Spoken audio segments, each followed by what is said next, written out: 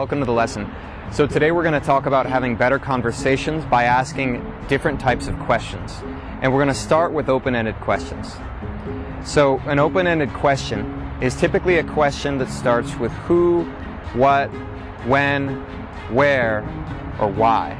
And there are two types of open-ended questions.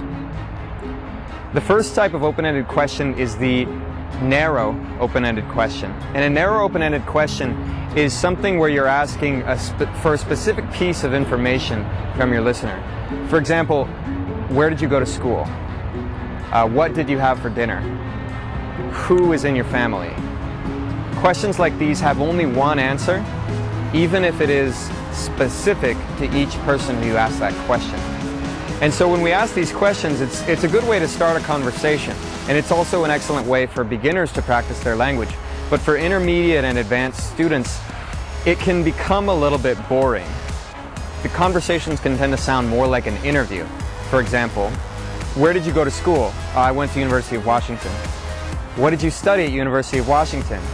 I studied English. These kinds of conversations can sound more like an interview than an actual conversation. So if you need to practice asking questions and getting answers, narrow open-ended questions are fine. But when you start to have real conversations with people and you really want to stretch your language ability, this is where open-ended, broad questions become important.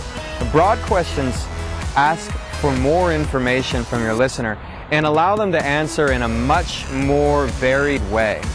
So for example, the most common broad question that English speakers ask each other is, how are you? And typically people only answer this with, well, how am I? I'm fine.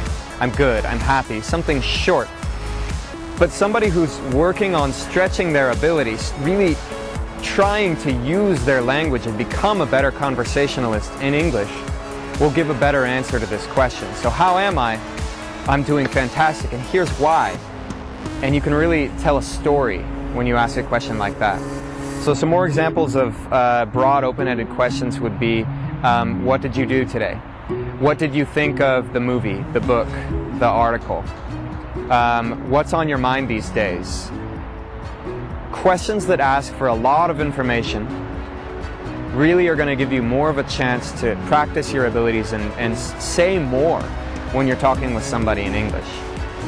So to review quickly, we talked about open-ended questions, which typically have who, what, where, when, why, or how as the beginning of the question. And within that, there are two types. The narrow open-ended question, which asks for a specific piece of information, and the broad open-ended question, which asks for a much wider range of information. So if you're thinking about which of these questions you're using, you can have much better conversations when you're working with English. Thank you for watching.